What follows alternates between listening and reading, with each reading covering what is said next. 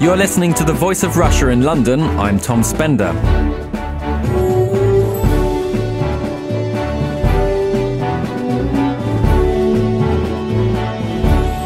Bulgarian investigators say the Lebanese Shiite organisation Hezbollah was involved in a bus bombing there in July, which killed 5 Israeli tourists. The accusation has led to renewed calls from Israel and the US for the European Union to list Hezbollah as a terror organisation. Hezbollah raises much of its funding in Europe. It is Lebanon's strongest armed group and is also a political party. It receives support from Iran and is said to be fighting with Syrian government forces against the rebellion there. The US, UK and the Netherlands already consider Hezbollah to be a terrorist group. Should the EU follow suit? With me in the studio to discuss this are Nadim Shehadi, an associate fellow with the Middle East and North Africa programme at Chatham House, and Karl Sharro, a Middle East commentator and blogger, both of whom are from Lebanon. And joining us on the phone are Shashank Joshi, a research fellow at the Royal United Services Institute, and Dmitry Babich, who is Voice of Russia's in-house expert. So, should Hezbollah be deemed a terror group by the EU? And will it be? Nadim Shehadi, what do you think? Yes, definitely, absolutely, but. Karl Sharro, what do you think? No, I don't think so. I think there's a certain due process that needs to be followed, and this would be out of context and a provocative action at this moment. Shashank Joshi, what's your opinion? Should the Hezbollah be deemed a terror group, and will it be? I think it is, and it would be justifiable to label it as such, but I think it's unhelpful at this stage, and really the stability of Lebanon has to come first. And Dmitry Babich in Moscow, what do you think? It would not be a very timely measure. In the context of what's going on in Libya and in Syria and in the Middle Eastern and North African countries, I think it would send a wrong message. It would aggravate hostility between the West and the Islamic world. So, Nadim Shehadi, you say it should be. Why do you think it should be, and what is your but? What's the meaning of the but? Well, the but is exactly the same but that Shashank said, and but a very different one from our colleague Dimitris. I think that one has to take into account Lebanon's stability. Basically, you have to deal with the disease, but you shouldn't kill the patient while doing that. So Hezbollah is a legitimate party in Lebanon and is part of the government. And if, the implications of listing it would mean a boycott of Lebanon. If that's the implication of listing it, then it would be producing the wrong result, because it would strengthen Hezbollah internally rather than weaken it. So one has to be clear about Hezbollah, about its nature, about what it does. One should not succumb to blackmail and weak arguments like you're confronting Islam. Hezbollah does not represent Islam, does not even represent the Shia in Lebanon. Hezbollah is an organization which has an international dimension, which is part of the Iranian Revolutionary Guard establishment. So that's and works in collaboration with the Syrian security services.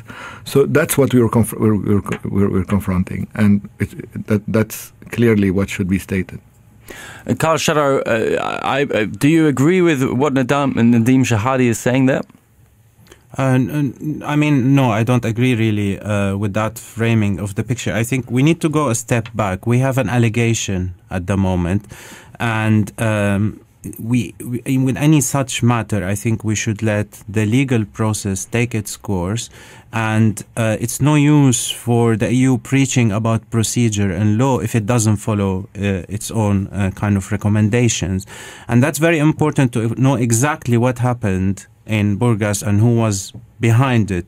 So without that evidence conclusively against Hezbollah, any rash action at the moment will be perceived and will be primarily an external form of political pressure on Hezbollah, and entirely unjustified at this stage. Now, I wouldn't go so far as to say Hezbollah doesn't have external capabilities. It does, certainly, and it had kind of reinforced itself this idea that it does have as a form of deterrent against Israel. But we need to understand over here is what exactly happened before we rush into such actions. I think that's very important. Shashank Joshi, America and Israel have been pretty vocal. They would be keen to have Hezbollah listed as a terror group. If it was, how effective would that be? What would be the consequences, do you think? And what is it that the US in particular is aiming for there? Well, the principal consequence would be you have all European Union member states compelled to put pressure on any supporters of Hezbollah living within the EU. So, to give you an example, there are nearly 1,000 or so members, supporters of Hezbollah within Germany itself, and it's something that Germany's kept a close eye on. But there are very, very few legal mechanisms or indeed legal obligations that the German government has to put pressure on them. And of course the German government doesn't want to do so because it's afraid of provoking retaliation, and in a broader sense it's afraid of provoking Hezbollah into something reckless within Lebanon's borders itself. So the consequences are really legal. They can undertake steps to stop funding, to arrest operatives, to sort of put other pressure on that currently they can't do. So you are largely free to send money to Hezbollah if you support the organization and you live in Germany or France at the moment. Dmitry Babich, does Russia have a view on all of this? Russia does not want to interfere into the internal affairs of Lebanon or Syria or Israel or anyone else. So officially there was no word on it. But I would like to respond to what Nadim Shehadi said. Hezbollah has become a political force in Lebanon. So now if suddenly the Western powers declare Hezbollah outlawed, it will be seen as one more step towards Israel, because Israel has been demanding prohibition of Hezbollah, and then the question would be, why wasn't it prohibited, why wasn't it declared a terrorist organization back in 2006 when the war in Lebanon broke out? So I'm not claiming that Hezbollah represents all of Islam, but I'm afraid of the repercussions. It will be sort of badly viewed in the Middle East. Nadim Shehadi, this decision is taken. What would the reaction in the Middle East broadly be if Hezbollah were branded a terror group by the EU? Well, I think it would be welcomed by a large proportion of the population. Certainly welcomed by a large proportion of the Shiite population in Lebanon, who are held hostage by Hezbollah, and it would be a way of delegitimizing the institution. The institution derives legitimacy by several claims, which are not really substantiated in reality. So the claim that it's a vanguard against resistance to Israel and all that it protects Lebanon from Israel, or that it's there fighting against corruption, or to support the Syrian regime because it's also the vanguard of resistance. I think all these claims are very questionable, especially the claims of how good Hezbollah is for Lebanon in terms of precisely what they claim to fight. Okay. i.e. corruption and being a parallel state and all that. I want to ask a little bit. You said earlier that the treatment shouldn't kill the patient. Lebanon is comparatively at the moment in the unusual position of being more stable than much of the rest of the Middle East. Apparently, at least there is no fighting there, or at the moment, compared to what you have in Syria, what you have in Egypt, even Bahrain. How vulnerable is Lebanon? Lebanon is not vulnerable at this moment. Lebanon basically skipped the 20th century. We never joined it. We never built a strong secular authoritarian state which monopolizes everything in society. So having failed to do this, we are now ahead of the game, because that's what everybody in the region is trying to dismantle, including in the UK, including in Russia also. This is what the trend is. It's towards dismantling a 20th century model that is not really viable. Karl Sharro, what do you make of that? Well, I think it's a very good point about the political constitution of Lebanon now, but for precisely the same reason, I think listing Hezbollah as a terrorist organization will not at all weaken its core support.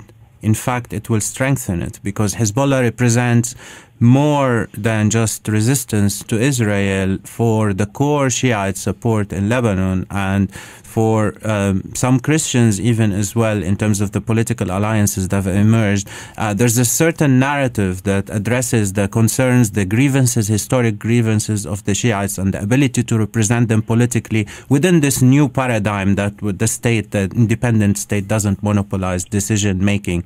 So any kind of attack, even if it had the legal basis for it, will be perceived by this community as an external attack that will strengthen Hezbollah's grassroots support. Now, I wouldn't advise the European Union to make its policies based on what's good for Lebanon internally. In my opinion, they should follow their due processes, but there are certain principles that have to be followed, and there's advice against that now, shockingly. But when it comes to Lebanon, I think trying to instigate and use these external tools to weaken political opponents will have very dangerous repercussions for the country. And we see the ability to mobilize and confront militarily can be summoned very, very quickly in Lebanon. So we need to be really cautious with that. You're listening to The Voice of Russia in London. I'm Tom Spender, and we're discussing whether the EU should put Hezbollah on its list of terror organisations. With me in the studio to discuss this are Nadim Shehadi of Chatham House and Karl Sharro, a Middle East commentator. And joining us on the phone are Shashank Joshi of the Royal United Services Institute and Dmitry Babich, who is Voice of Russia's in-house expert. Shashank Joshi, you also said that branding Hezbollah a terrorist group could be counterproductive. Are there any other ways that you think that this could be counterproductive in addition to what we've just heard? I think this is the principle. We've already covered the principal channels. I just want to clarify 2 points. First of all, I agree entirely with Karl that due process should be followed, but I think it is worth mentioning and stating clearly that a Bulgarian investigation has implicated Hezbollah. Of course, that doesn't mean there's been a trial. That doesn't mean the full legal process has run out. But these are no longer just idle Israeli speculations based on their own whim. The second point is it is just worth considering how Hezbollah has behaved over the past few years, and that is, it has to be said, with considerable internal restraint. All political factions in Lebanon, I think, would agree that Hezbollah is the preponderant actor on the ground, and that if it flexed its muscles, it could do a great deal to tear apart the stability you talked about. And in a way, this is really about avoiding poking Hezbollah to the point where it pulls the house down. Is that appeasement? Well, to some extent, yes, it is. But I think it's remarkable when you look at all the key European actors who are involved in Lebanon. You look at the French, you look at the British, you look at the others.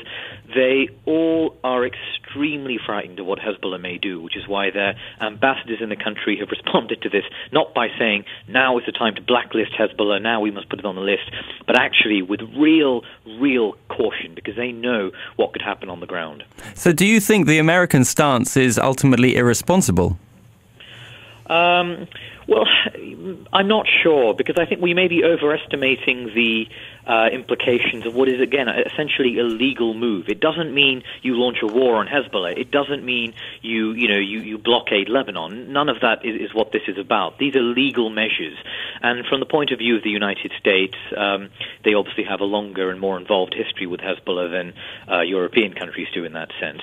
But on the whole, if you look at American behavior last year, if you look at what happened when the Lebanese intelligence chief was assassinated at the end of last year, the Americans were sounding very much the same notes. They were also saying, let's be careful here, let's not pull apart the government.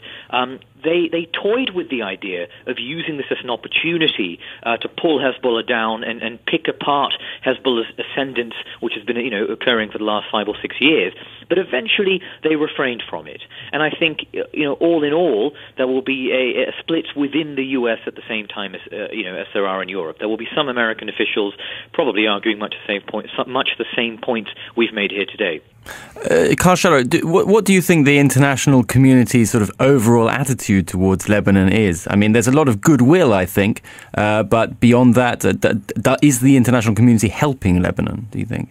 No, I don't think so. I think in the aftermath of the assassination of former Prime Minister Hariri in 2005, there was a lot of grandstanding by the international community, spearheaded by the Americans in particular, to what was in effect opportunistically a moment of riding on a wave of popular protest to say, almost insinuate that they're going to sort the situation out and kind of bring stability and democracy to Lebanon. That was all vacuous promises, and anyway you can't build a nation through a kind of external machinations. You have to do it internally, and you have to resolve the internal kind of political conflicts within the country in a consensual manner.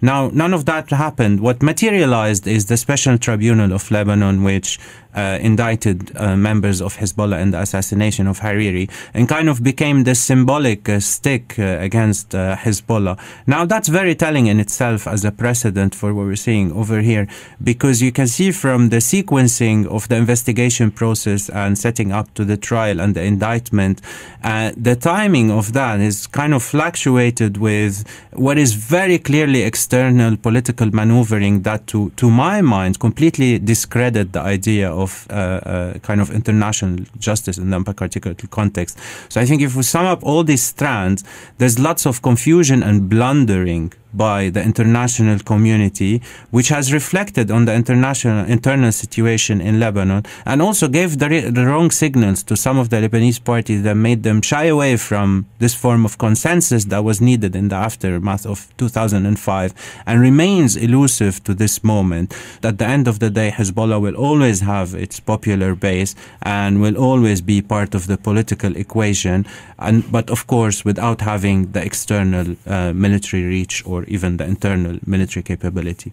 Shashank Joshi, might a more effective way of countering Hezbollah than simply putting it on a list be to intervene, let's say, in the conflict in Syria, which, if there was a serious change in the way that country is governed, that could then cut a supply line from Iran to Hezbollah in Lebanon? I think that's a very dangerous and silly notion, actually, the idea. It encourages the illusion of control. There are, I think, arguments for intervention in Syria that make more sense than that, but that is not one of them. In particular, it encourages the idea that Hezbollah somehow is utterly dependent on foreign support, and first of all, which is simply not the case. But second of all, it also encourages the idea that if foreign support is significant, and it is predominantly from Iran, that it can only come about through land corridors through Syria, and that intervention can somehow shut those down. I think all of these are completely mistaken notions. Hezbollah does have a popular base, and more importantly, it does have a indigenous military capability both in a retaliatory sense and the ability to project power against Israel, but more importantly, an ability to fight its rivals on the street, as it showed in 2008, as it showed since, and as all political sides in Lebanon recognize. It has a lot of firepower, and that is not going to change just because international forces are sitting inside Syria for 1 month, 2 years, whatever you pick. So I'm afraid I find that a very untenable idea. Yeah. Dmitry Babbage, perhaps you could come in here. Well, I would remind our listeners of the fact that actually the idea of branding Hezbollah a terrorist organization, it has been floated many times. Last time, I guess, in July 2012. But for that decision to be adopted, it needs the approval of all 27 members of the European Union. And that has never been the case. And if you look at all of this situation from the point of view of the Shia minority, you will see that there is a sort of a pattern of hostile Western action. In Syria, the West is actually supporting groups which include Sunni radicals, basically some of them Sunni fundamentalists, Sunni Islamists. If we add to that also Lebanon and Hezbollah, I'm afraid the picture is going to be very confrontational. You're listening to The Voice of Russia in London. I'm Tom Spender, and we're discussing whether the EU should put Hezbollah on its list of terror groups. Nadim Shehadi. Yes, I want to agree with all three other speakers, but I want to translate it into a different framework in 1.5 minutes. Basically, the power of a group like Hezbollah depends on its legitimacy, but also on the legitimacy of the international community. So if the international community, if international law, if the UN is credible, then Hezbollah becomes incredible. I mean, Hezbollah loses credibility. So there's a zero-sum game between international legality and the legitimacy of groups like Hezbollah. So that explains what Karl said, that if there is doubt about international legality, then Hezbollah gains strength. And I think that's the bottom line. The bottom line is, what kind of a world do you want to live in? One where international legality prevails, or one where terrorist groups prevail through blackmail, extortion, through fear of retaliation from the, we don't want to interfere with Hezbollah because they might blow up something in Germany, type of relation. So it's not only about Hezbollah. So what kind of state do you think that the international community is in vis-à-vis its own credibility? I think it's very much in a state that was described by Karl. It has lost a lot of legitimacy and a lot of credibility, mainly in the 2006 war, when it failed to stop Israel from destroying the country. And that's where Hezbollah gained a lot of legitimacy, because Hezbollah's argument is, we are the only confrontation against Israel. Nobody will protect you except our arms.